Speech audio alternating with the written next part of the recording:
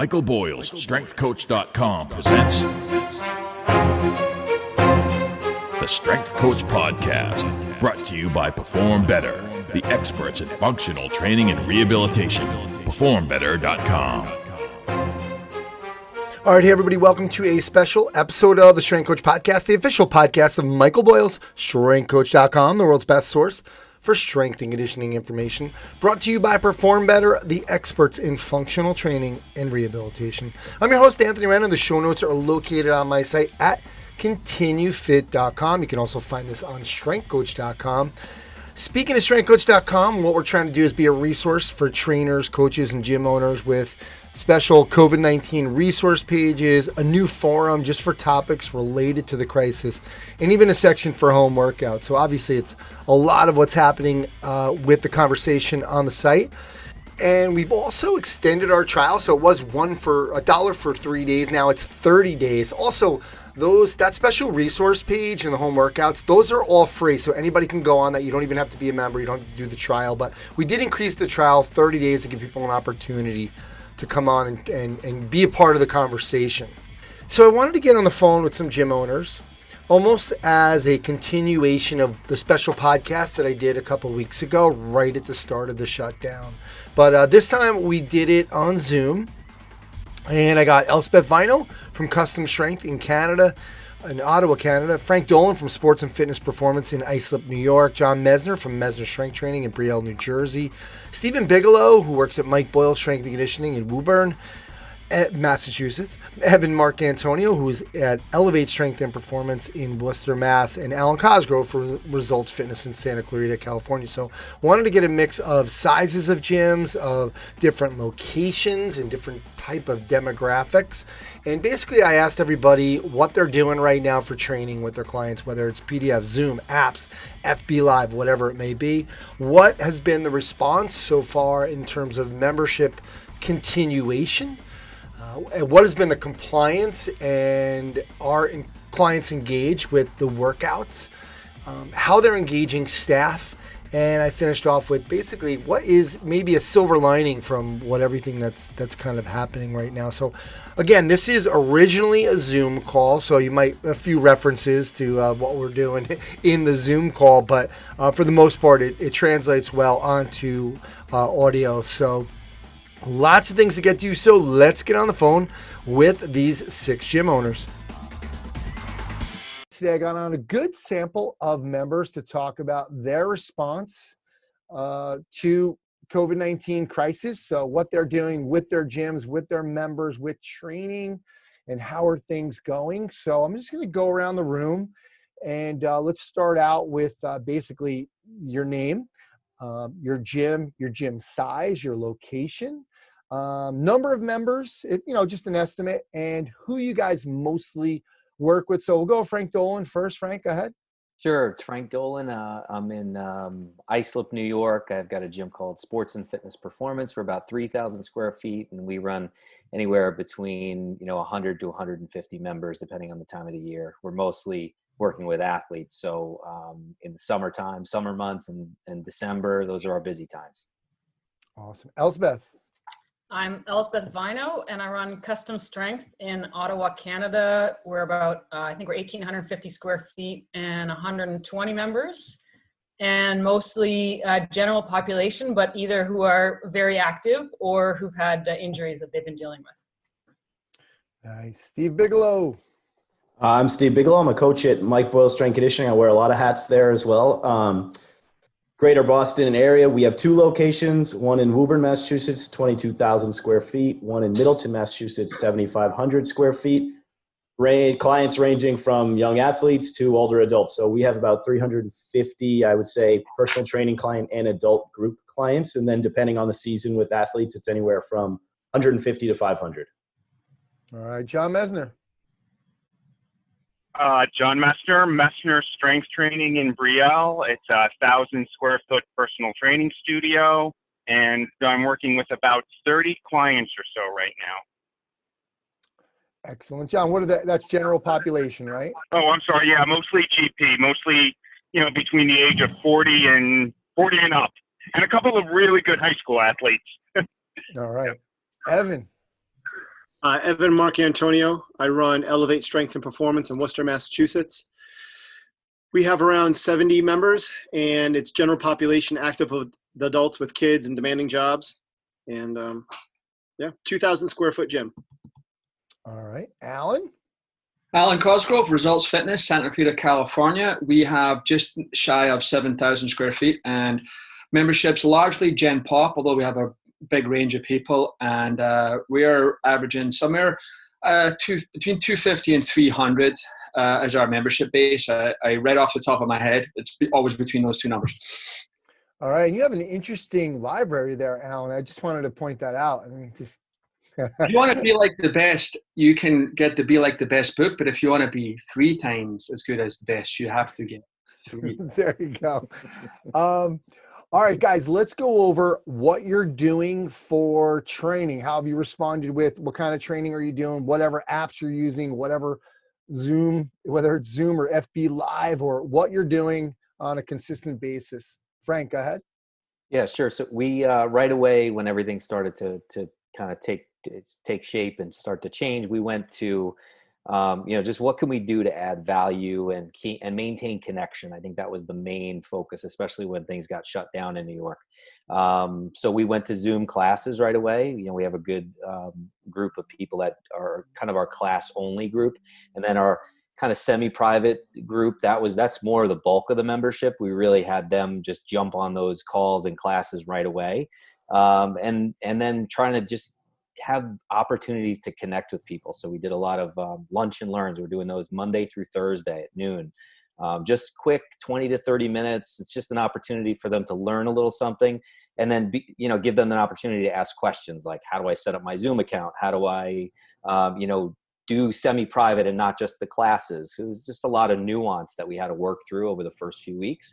So I think just giving people an opportunity to connect and try out the Zoom thing. And then we were, people that didn't make it, we would just, put it online for them to watch after as well. So just trying to, just put as much value out there as we possibly can right now.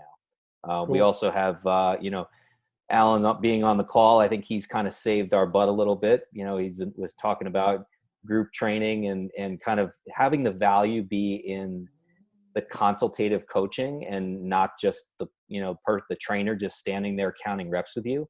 I think I've been listening to Alan talk about that since 2004 and finally switched over to that in 2011. So I'm glad that we did that. And that's 33% of our business is consultative coaching. So that's a piece that is going to be solid. And then now it's just a matter of converting those people over who like to work out with us physically in the gym to get them on board. Everyone's already had a Trainerize account. So all of our members already had that group or not. So, it's been, just giving them those opportunities to connect and get on the app with us. Excellent. Elsbeth.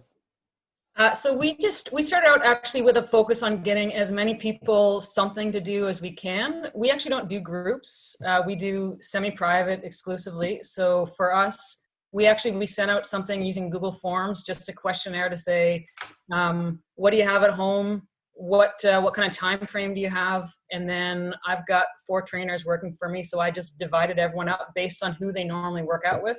And we've been, I think in the last week and a half, we've got 65 people already set up on personalized programs that they're doing at home. And then we're getting people connected. We set up what we're calling a workout space on Slack.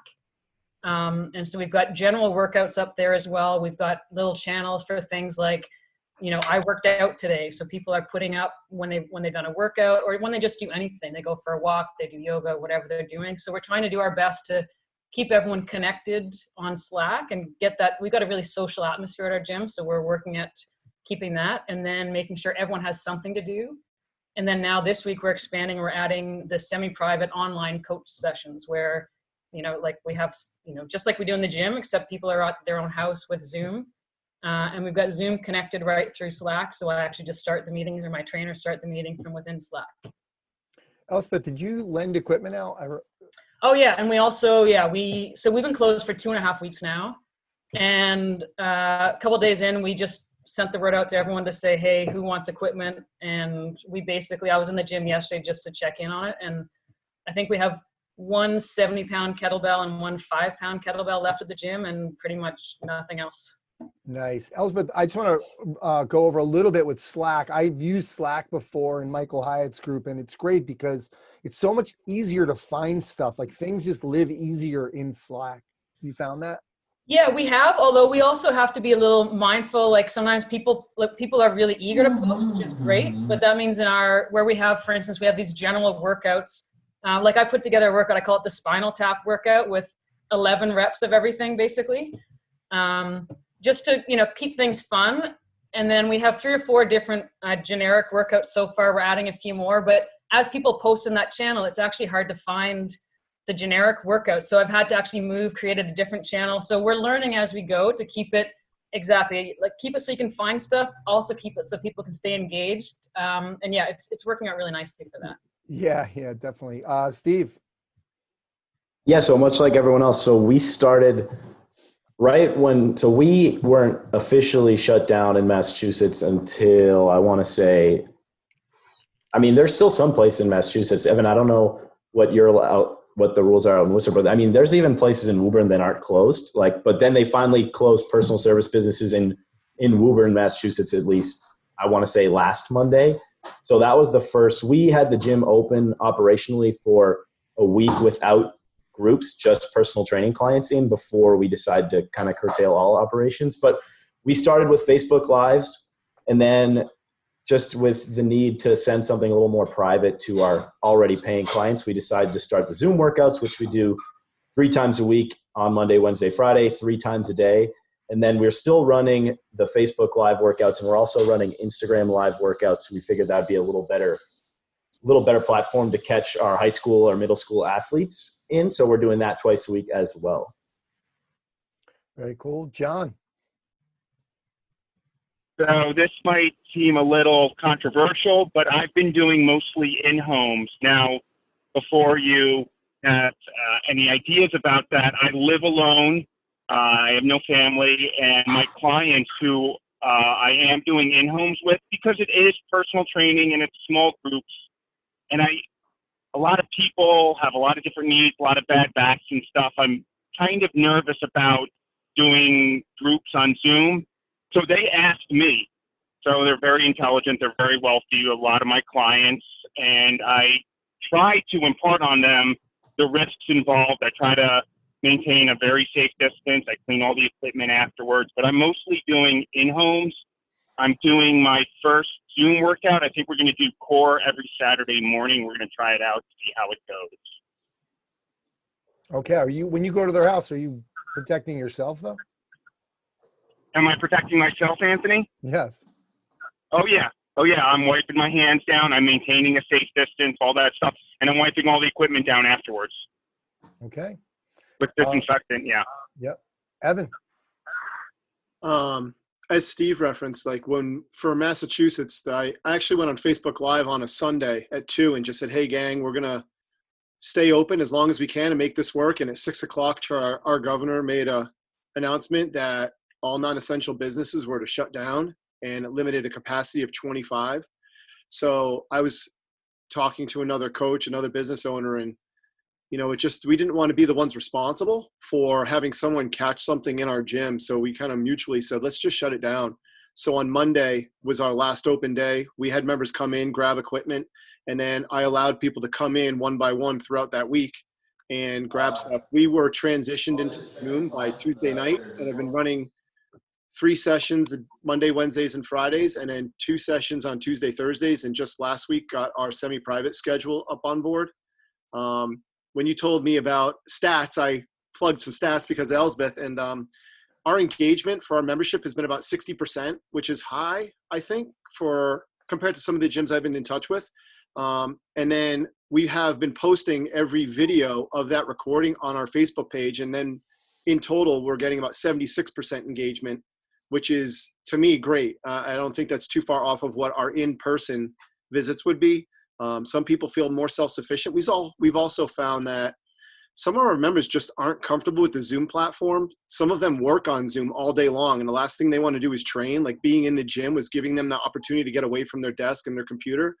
And on Sunday night, I've been sitting on my butt too long to write kind of like a kettlebell training ebook, and I put that together in about 3 or 4 days and sent that out. And all those people who aren't on the calls have been going through that quick ebook and getting training sessions in. So we've been in touch with 98% of our members. There's one person who we haven't heard from, and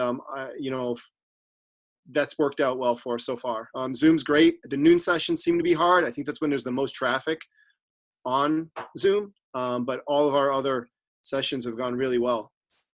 Very cool. I love that idea of, people have different ways of that they want to do things. Number one, they learn differently, but like having that ebook, and you and I were on the phone that week too, talking about that. That was pretty cool. Very cool. Alan, I just want you to go over too, talk about that we were on the phone the Monday you guys got shut down, actually. Well, what's going to happen after this call? I know. See, he thinks it's a bad omen.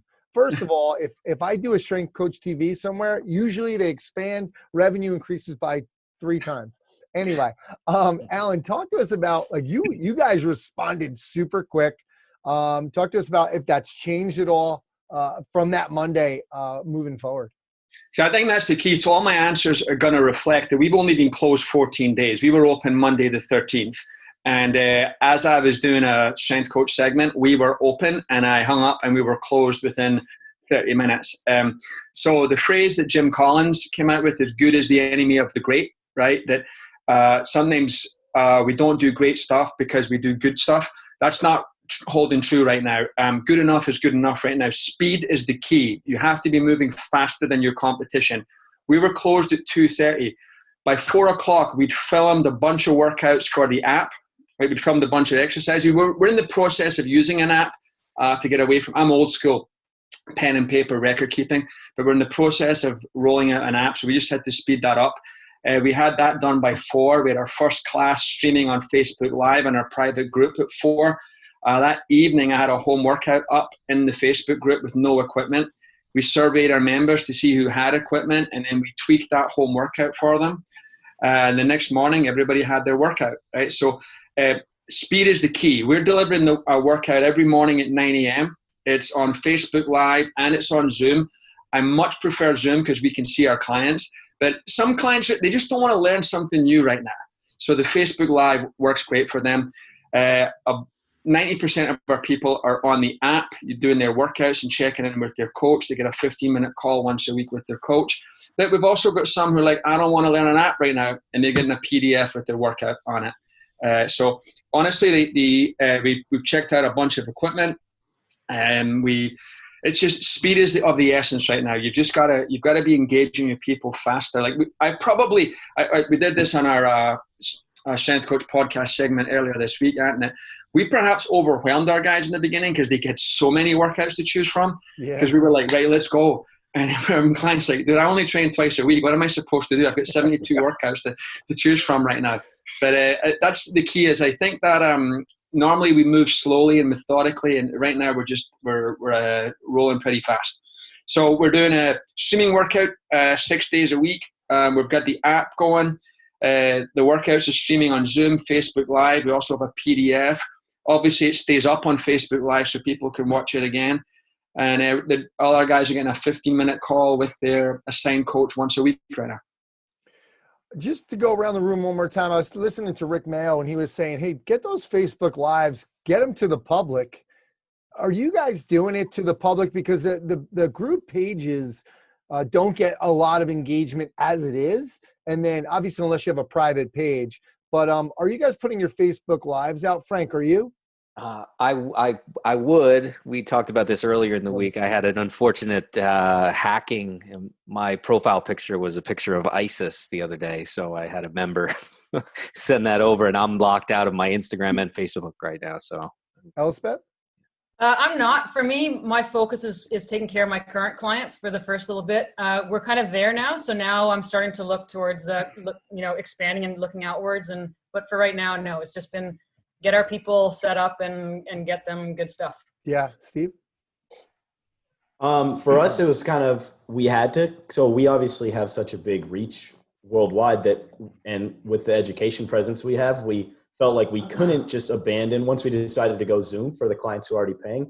we couldn't just abandon Facebook Live or Instagram Live, because we do have a sizable amount of people who are following, for especially during this time when people are probably just sitting at home. So we figured we can't just eliminate all content that we'll be putting on Facebook Live. So that's why we decided to keep doing the workouts on Facebook and Instagram.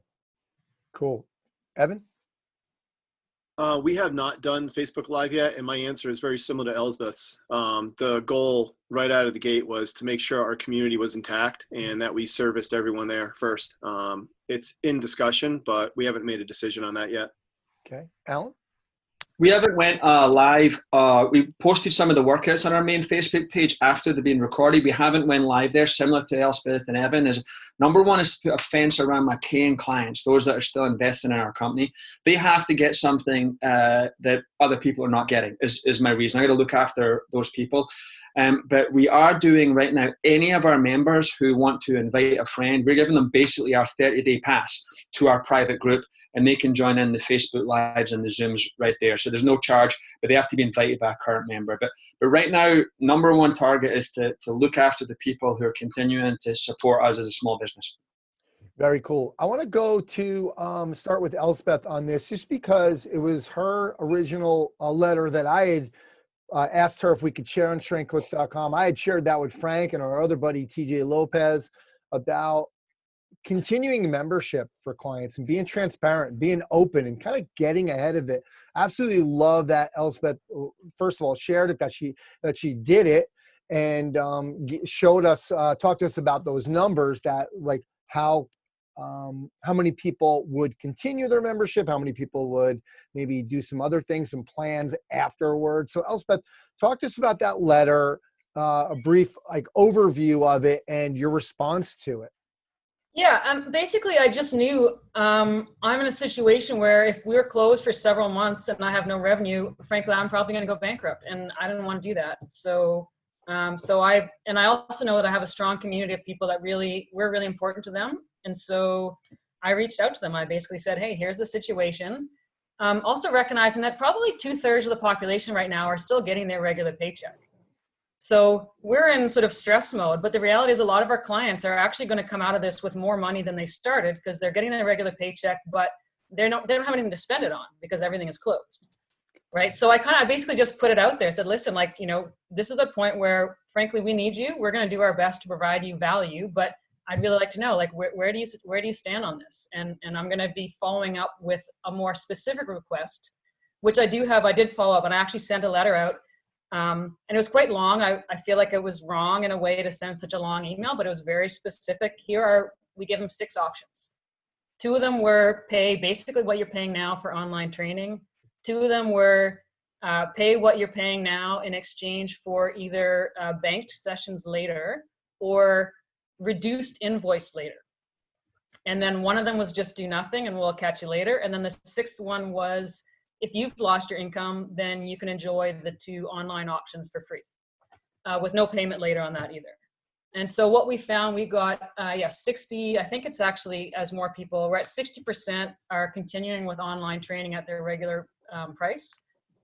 23% are going to keep paying, but they're going to do their own thing because they're just not really interested in the online training. And we have a very active community, so people that bike and run and hike and stuff like that, so they're going to keep doing that anyhow. And the nice thing there is I'm basically getting a 0 interest loan from my clients, but at the same time I'm also guaranteeing that they're going to be clients when we open again. So they're not just going to go do their own thing and forget about us, because they've been paying me for whoever knows how long this is going to last. And then the second part on that is I'm not saying that you can suddenly go from paying now and then pay nothing later, because that doesn't help me when we open the doors again. I can end up with reduced revenue and probably increased expenses because we might have some rent deferrals, that kind of thing. So I made sure that the 2 options are basically banked sessions. So you just work out twice as often for a while until you've paid it off. Or I've offered them basically pay 2/3 of your invoice until it's paid out. So I set myself up, and as it turns out, enough people have signed on for the actual training part that I don't need to use any of that money that I'm borrowing. I'm still going to take it because I don't know what's going to happen in 2 months or 3 months. And like I said, I want the assurance that these people are not going to forget about us. So that's sort of where I went. I don't know if I went too far off tangent there, but No. that's kind of what we've done. A great response. Frank, I had sent you that letter and you had sent one out too. You have some athletes too, so they're always going to be seasonal and kind of caught them Yeah. right in the middle. So how's your response been? Yeah, it's actually been pretty good, and it was interesting when I had initially everything happened and everything progressed. I was just trying to stay in contact, and I was getting some messages from members saying like, "Hey, if you need help with, I see that there's a bunch of sessions canceled, and maybe I could help with that. Whether it would be a loan or I want to continue to pay somebody." And I realized, and then I saw what you had posted, Elsbeth, and I said, you know what, there's no reason why I shouldn't just put it out there and say, that this is the situation. I think what it did is it got people to make a decision a little bit faster, so we know where people are at. And then that makes it easier to figure out the numbers. We've got kind of a locked in group right now that we know is going to be consistent and be there for us. We've got a lost group that, people that just said, hey, I've got to stop this right now. I just don't know where I'm going to be in a week. And then we have your, kind of like your gray area people that are kind of out there. And, I think as long as I have a best case scenario of where I am right now and a worst case scenario, that's going to make me feel a lot more comfortable making decisions about employment and about, what bills get paid and just how we move forward on this. It's really, I got 2 little kids at home, and I'm sure people are dealing with the same kind of situation. It is a minute by minute, hour by hour, and day by day proposition right now. So I'm just going to try to do the next right thing and keep moving forward like that. Good stuff. Steve, you guys have such a variety of people and seasons and athletes and personal training, and it's crazy over there. What's been the response so far? I think the response has been fairly positive. I think we're at 75% are still paying through the end of April as of right now, or through the end of the season into June. So I think that's pretty good, especially with the numbers we are seeing from a volume standpoint. And then, as Frank mentioned, in that group of 25%, there's a chunk of that group who has suspended payments. There's a chunk of that group who's pushed payments back 1 month. So it's not necessarily completely 25% of people have dropped off from paying, but who knows, as the weeks go by, that could change as like day by day, minute by minute. One thing we found that was an interesting stat, and I'd love to hear from everyone else here, is that every time we send out an email trying to keep clients updated, is that you get 5 or 6 more cancels. So we are trying to figure out how often should we space these emails apart, even if they are offering things like, hey, you can access our online training for free if you're a paying member of the gym with this access code, or here's the Zoom workout schedule. So that was something interesting that we're trying to deal with right now. But overall, I would say it's been a positive response. Nice. John, you said you're going to people's homes still. What percentage of your clients are you doing that with? And I also failed to mention, I'm also doing several FaceTime private sessions. But we're at about half, about 50% or so, and I've been keeping in touch with everybody else via email and weekly text. We're a very close group, a very close community. So a lot of people, and just to echo what other people have said, you want to try and maintain contact because you don't know how long this is going to go on for. And several of my clients who are not paying me right now, I don't worry about them, but some of them I do. So I'm kind of hoping they jump on Zoom on Saturday. But I also have several clients paying me for private sessions who I'm not going to see for several months. So again, we're at about 50% or so.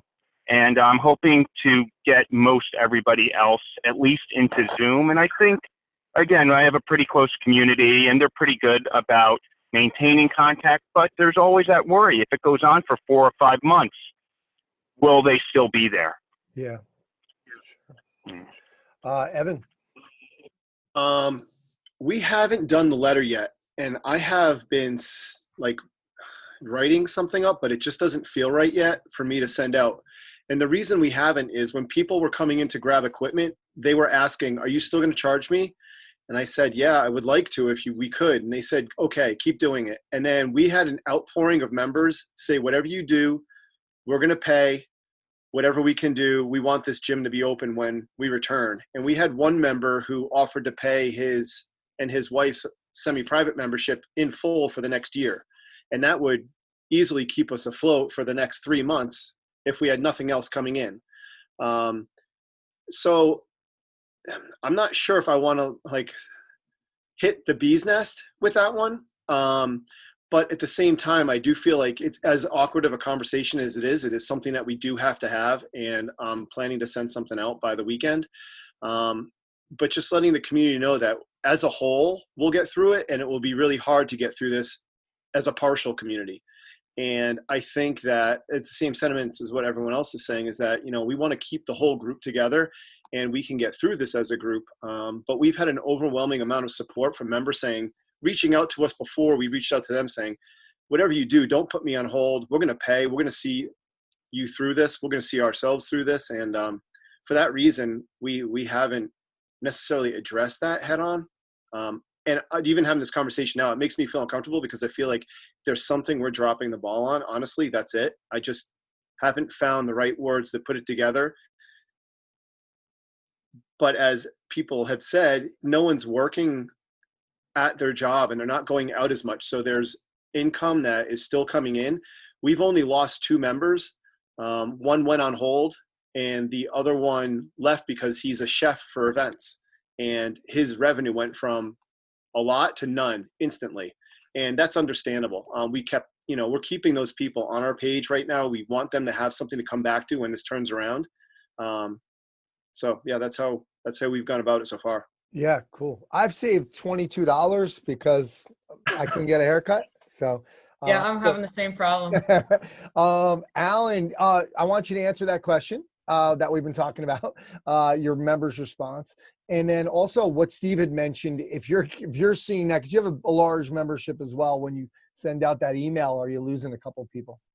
So the first thing is you have to reach out to your members right now, because if you've got any paperwork in place, you are the one that's violated the agreement, not through your fault, right? Because the government has closed you, but you cannot provide the services. It's the same as if they defaulted on payment, you've defaulted on services, right? So that's the first thing to communicate them.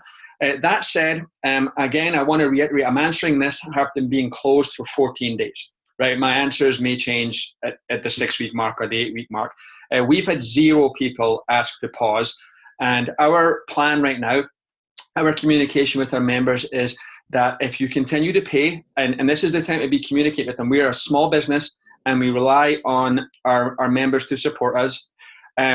As we're closed, we'll be down in income anyway, right? Because there's no new members, there's no additional session sales or any other revenue coming in. So we'll be down in income anyway, just by being closed, even if 100% are on this. And we talked about this in our segment for the podcast this weekend, is that a lot of gyms are going to survive because of what they've done up to now, right? If you were dying and struggling and trickling to death up to now, this is going to be the jugular is going to be cut, right? Like you've got to be, if you've got a good culture in place, you're going to get through some of this, right?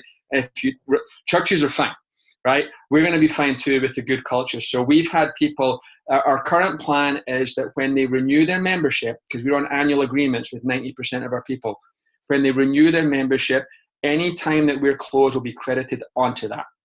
Right now I can do that because it will be 2 weeks and not everybody will renew on the same month. So when they renew their membership, this will be staggered. For some of our coaching group, some of them are month to month. What they're doing is the first month back, people with last names A through H, that first month will be free. Then the next month for I through P. So you'll stagger over 3 or 4 months. And that's how to handle that. But again, we've had some members who've contacted us and says, you don't owe me anything because you're giving us so much stuff to support us during this time. But I understand Stephen's point is that perhaps members are being aware of it and they're cancelling because you're being aware of it.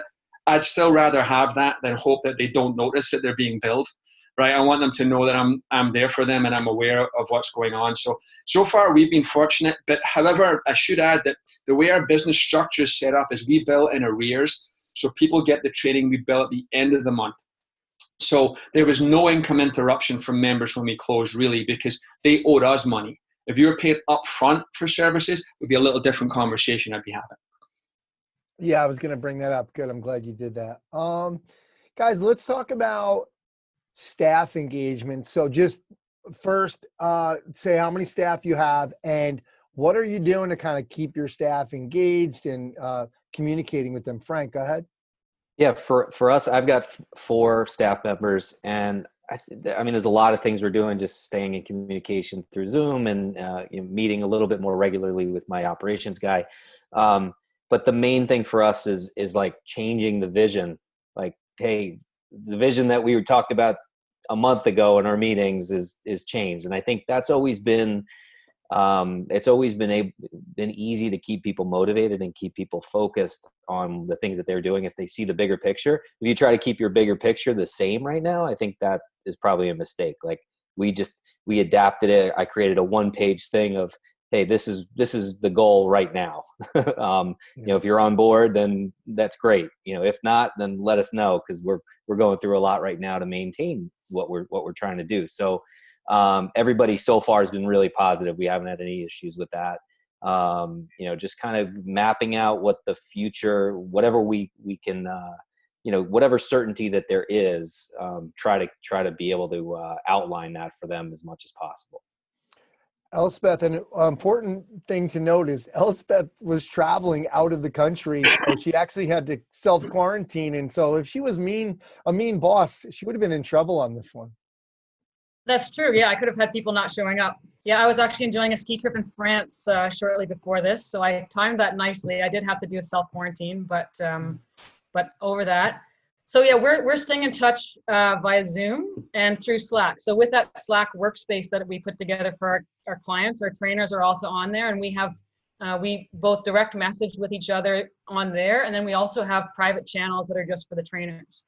So it's turning out to be a really nice place to have everything in one location. So, and we're encouraging people to, both trainers and clients, that instead of getting in touch with us via email, to actually do it via direct message or in the channels on Slack. So I can just go right there, and everything I need to do to talk to anyone is right there. We have right now just weekly Zoom meetings within Slack with the team, but then we're also doing individual ones. And the other thing I've done is, up until now, I've done most of the programming for our clients, but to jump in and do 60 some individual programs in less than in a week or so, there's just no way I could have done that. So I'm also training my team to do the program updates, so I've actually worked more hours personally in the last 3 weeks than I think I have in the previous 3 months. Just because I wanted to make sure I want this to work. And I also, motivated both to keep the business going. And I was really keen to keep my staff going. I don't want them to have to go on employment insurance. So we've been able to get that. But yeah, it's good because now I'm reaping the benefits of that my trainers are doing a lot of the work now. And we're doing a little less communication now. We're still talking on Slack, but fewer meetings because now they're up and running. So it's kind of cool. Very cool. Steve, I know you guys, MBSC, had their first staff meeting yesterday. I talked to Mike, and he really loved kind of connecting with all you guys. But remind us how many staff members you have, and you have a boatload of interns normally right now as well. So how many is that? So we have somewhere in the 25 to 30 range, and then a little more depending on the season. And then interns throughout from January to June, it's an overlapping mixture of somewhere between 8 and 10. There'll be 4 or so that start in January and end in March, and then say 4 or 6 more overlapping through March to the end of June or whenever their school semester gets out. And yeah, so we had our first Zoom meeting on Tuesday. That was good. It was cool. It was pretty social in nature. There wasn't an itinerary of things to do, but we were talking about how the majority of our staff is young, early 20s. So we were trying to just figure out ways that people don't get lazy during this time, or how can you use the time when we're sitting at home to better yourself, whether that's continuing ed, but also not going crazy by only doing continuing education for 10 hours a day, keeping in touch with your clients, even if that's just a text every day saying, hey, how's it going? Stuff like that. But it was good. It was good to see everyone. Obviously, it's a very social atmosphere at any gym, and with us, because there are so many of us at the gym on a daily basis, it was good to get to see everyone. Very cool. John, you don't have anybody with you, right? Yeah, I'm easy. It's just me. Okay, cool. Yeah. Evan.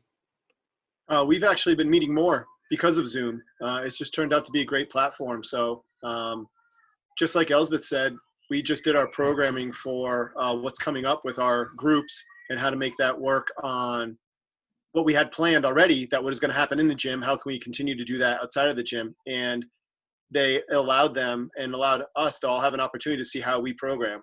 So it's been great to meet more. We're all on the same page more, and it's just giving us opportunities to learn how to communicate better, I think, when we are all together in the same facility. Good stuff. Alan, you have obviously an interesting situation.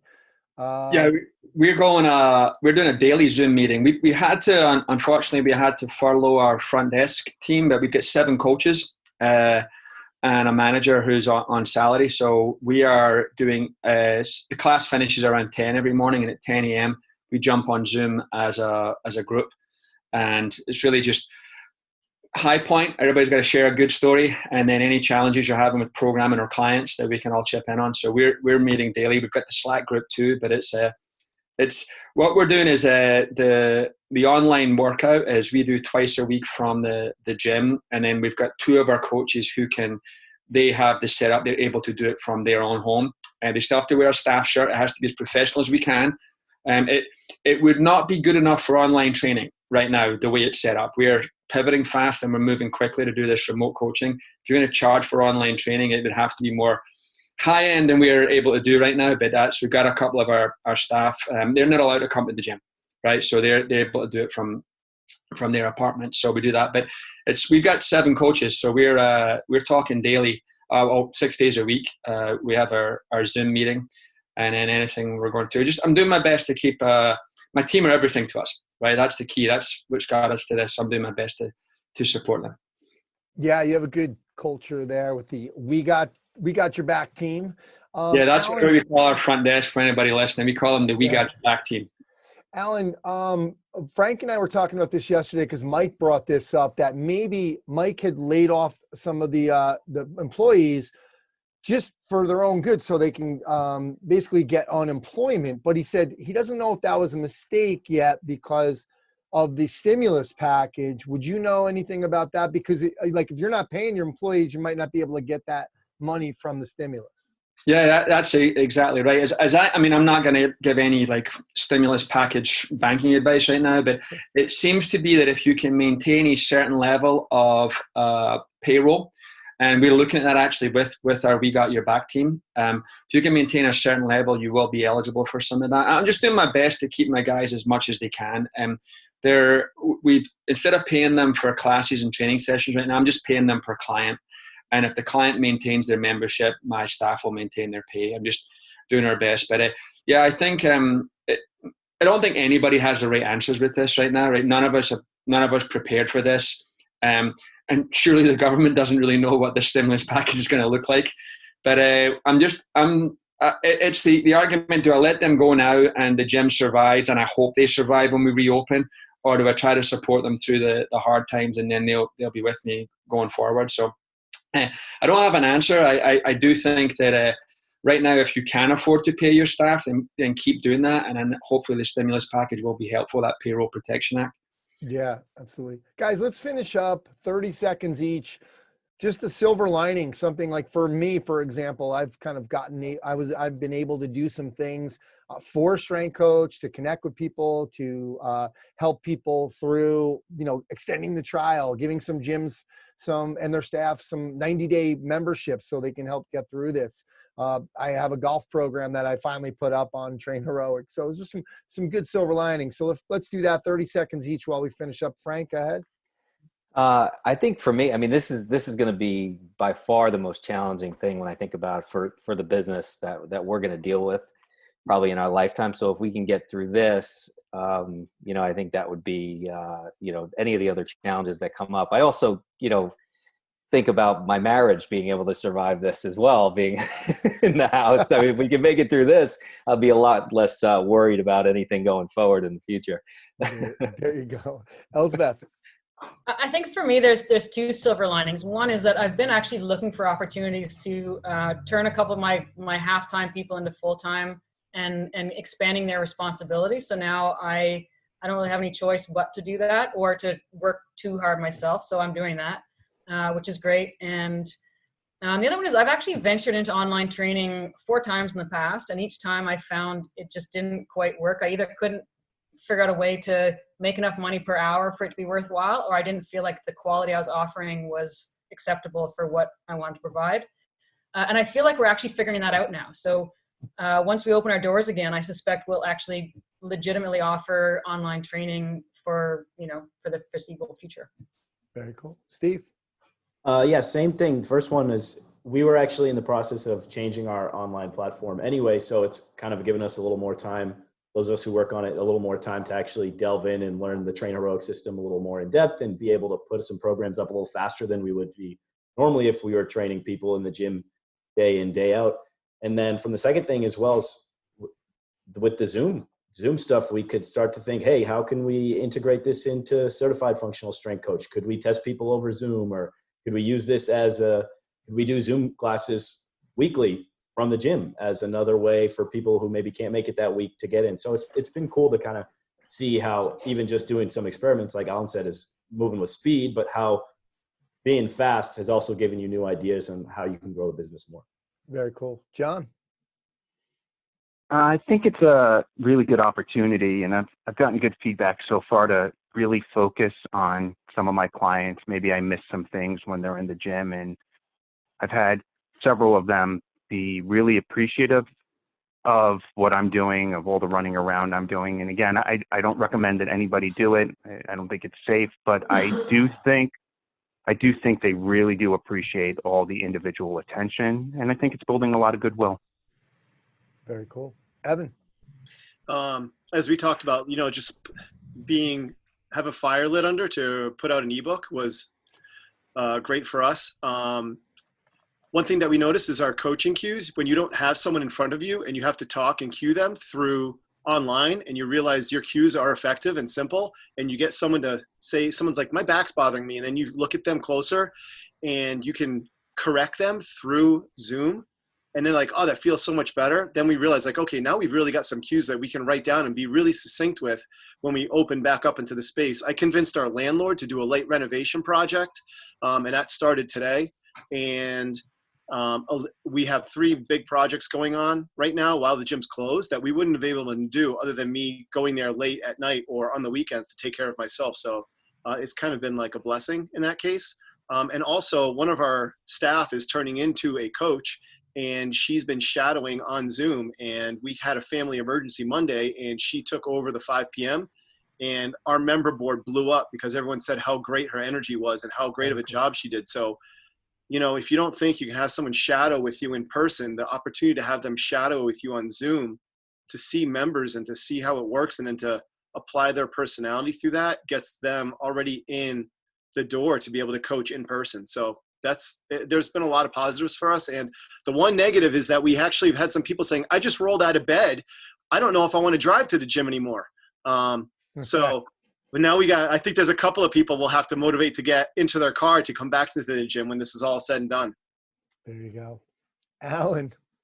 I think part of the speed thing is being key for us, is that we've been rolling out this app and trying to figure it out for a long time. And when we actually just knuckled down and said, it needs to be done tonight. Good enough is good enough.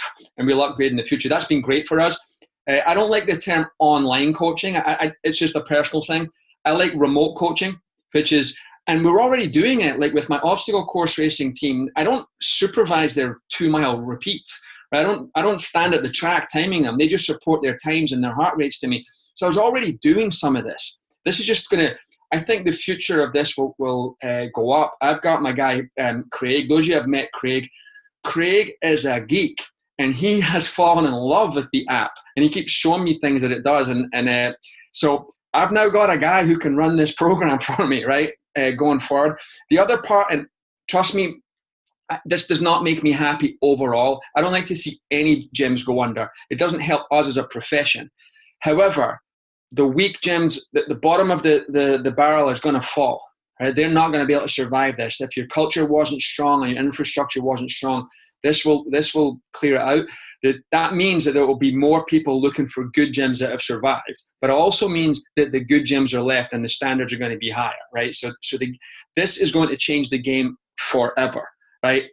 I'm just excited that I know only the strong will survive, and everybody who's on this call and listening to it are the strong, and we'll be good. Absolutely. And also, Alan, you've had more time to read some of the books behind you, like Be Like the Best. So there you go. Yeah, if you haven't read Be Like the Best, if you go to belikethebest.com and pick up your thing. And listen, guys, like for everybody who's listening, I've been through like a stem cell transplant where I was the only guy in isolation. And that sucked when everybody else is out there having fun and doing good things. This is just, you'll get through it. Trust me, it's no matter how dark it gets in the winter, there's never been back-to-back winters. Spring always comes, and we will get through this. All right, guys, thank you so much for doing this, for sharing what you guys are all going through. You're really helping out a lot of people. We're going to make this available not only to the strengthcoach.com members, but to the public as well. So, guys, thanks again for doing this. Thank you. Cheers, Ann. Thanks, Anthony. Thank you. All right, well, that's going to do it for this episode, this special episode of the podcast. Thank you for listening. I want to thank Elsbeth, Vaino, Frank Dolan, John Messner, Stephen Bigelow, Evan Marcantonio, and Alan Cosgrove for spending some time coming on talking about what they're doing. Guys, remember, $1 for 30 days. You can be part of the conversation, but we do have those special resource pages. Those are all part of the free section, so you can just come to strengthcoach.com, look for the free articles, and if you can't find it, just email me at strengthcoachpodcast@gmail.com. I hope you got something out of today. Remember, go to continuefit.com to see the show notes, and I'll speak to you next time.